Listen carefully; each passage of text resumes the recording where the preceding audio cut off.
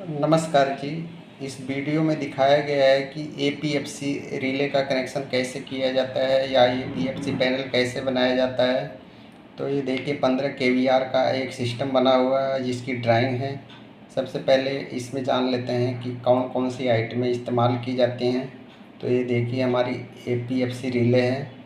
उसके नीचे चूँकि ये 4 स्टेज का सिस्टम है, ये रोटरी स्विच है जो कि ऑटो और मैनुअल मोड में होता है और बीच में ऑफ होता है। इस तरह से इस पे 4 स्विच लगे हुए हैं, 1 2 3 और 4। उसके बाद ये लगी हुई है टीपीएमसीबी 1 2 3 और 4।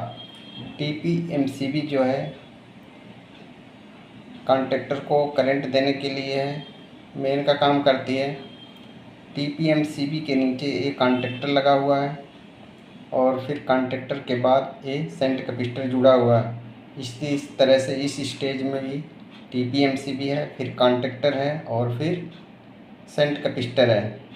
फिर इसी तरह से स्टेज में टीपीएमसीबी, फिर कॉन्टेक्टर और फिर सेंट कैपेसिटर, और यहाँ पर भी एमसीबी, फिर कॉन्टेक्टर और फिर सेंट कैपेसिटर।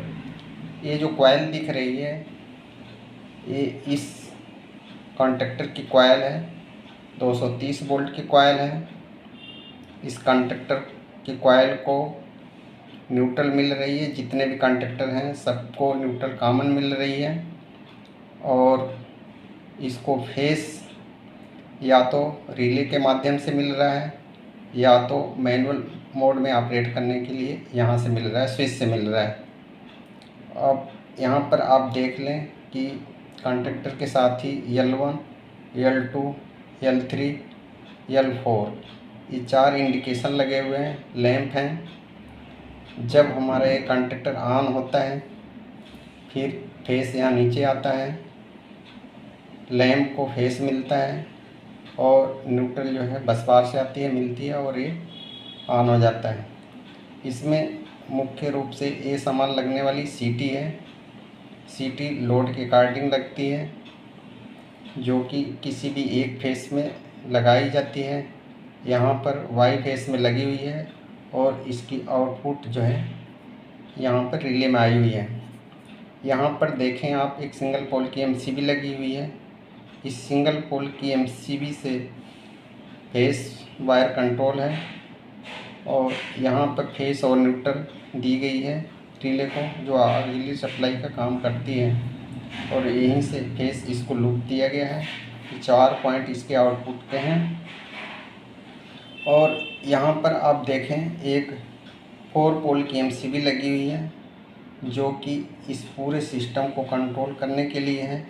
अगर इसको हम बंद कर दें तो ये पूरा सिस्टम जो है बंद हो जाएगा। सीटी हमारी लोड से पहले लगेगी और उसके बाद जो ये बस बार का हिस्सा है यहाँ पर आप आउटगोइंग लोड को लेंगे। सीटी जो है लोड के ऊपर नहीं लगेगी। अगर सीटी हमारी यहाँ लगी हुई है तो लोड का कनेक्शन सीटी के ऊपर ही बस बार के जो भी पॉइंट हैं वहाँ से हम लेते हैं, नहीं तो रीडिंग सही नहीं आएगी। अब इसमें होगा क्या, ये देखिए यहाँ से फेस और न्यूट्रल इसको मिला हुआ है और इसकी एपीएफसी रिले की जब प्रोग्रामिंग कर दी जाएगी, प्रोग्रामिंग में ये होता है अमूमन कि हर एक स्टेज पे कितने केवीआर के कैपेसिटर लगे हुए हैं और सीटी की रेशियो क्या है, इस तरह के कुछ डाटा इसमें फिट कर दिए जाते हैं। फिर ये इंटेलिजेंट रिले जैसे जैसे लाइन का लोड बढ़ता है उसी के हिसाब से इसमें करंट कन्वर्ट करके देती है और लोड के अकॉर्डिंग फिर इसके स्टेज जो है छोटे बड़े या सारे जो भी कैपेसिटर लगे हुए हैं सबको ऑन करती है।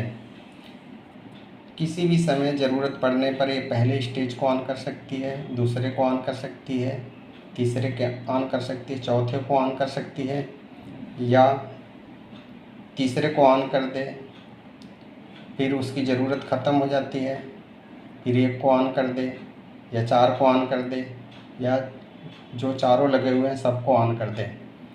अब ये रिले जो है चूँकि फेस वायर ये आई हुई है, और जब ये सिग्नल इस देती है जिस भी स्टेज को, यहाँ पर फेस आएगा, फिर यहाँ से फेस आएगा, रोटरी स्विच के पास आएगा, फिर यहाँ से ऑटो मोड में अगर ये स्विच है तो यहाँ से फेस की वायर ऐसे पहुँचेगी, कंडक्टर की कॉइल को गई, और यहाँ न्यूट्रल पहले से लाइन की मौजूद है, ये कंडक्टर ऑन हो जाएगा। ये एमसीबी हमारी पहले से ऑन है, टीपी एमसीबी। कंडक्टर जब ऑन होगा तो ये सेंट कैपेसिटर लाइन में आ जाएगा, और ये इंडिकेटर का जो फेस है ये कंडक्टर के नीचे लगा हुआ है, यहाँ से फेस मिलेगा, और इधर से ये न्यूट्रल है। न्यूट्रल मिलते ही और फेस मिलते ही इंडिकेटर ग्लो हो जाएगा, और हमें पता चलेगा बाहर से कि हमारा इस समय पहला स्टेज ऑन हो गया है।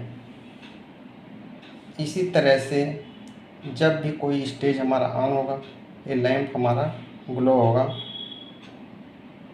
और अगर किसी भी वजह से हमारी APFC रिले नहीं काम कर रही है या कोई दिक्कत है तो हम मैनुअल मोड में भी इसको ऑन कर सकते हैं।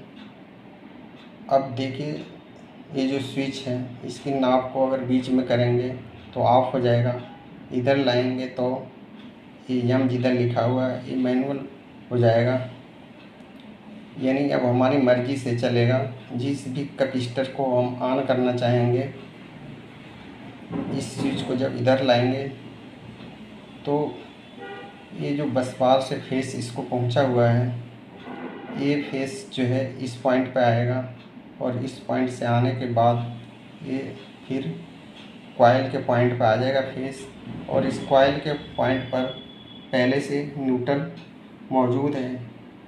ये कंडक्टर की कॉइल को करंट मिलने पर कंडक्टर ऑन होगा, और इस तरह से शंट कैपेसिटर ऑन हो जाएगा, और लाइन के पावर फैक्टर को सुधारने का प्रयास करेगा।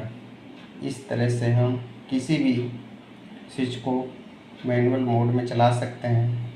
अमूमन हमारे सारे रोटरी स्विच ऑटोमेटिक मोड में होते हैं, और ये इंटेलिजेंट रिले लाइन के लोड के हिसाब से पावर फैक्टर को करेक्ट करने के लिए स्टेज को ऑन करती रहती है, और हमारा पावर फैक्टर जो कि सबसे बेहतर 1 माना जाता है उसके आसपास रखती है।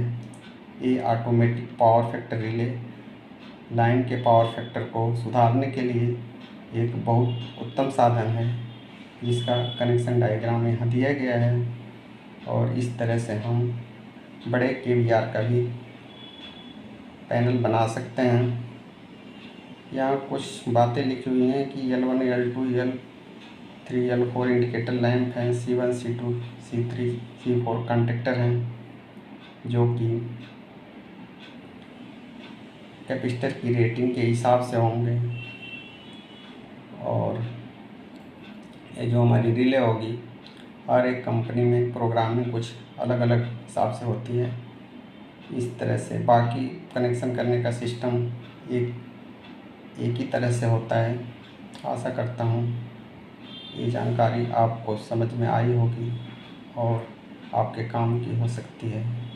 वीडियो को लाइक दें, चैनल को सब्सक्राइब करें। शुक्रिया, धन्यवाद।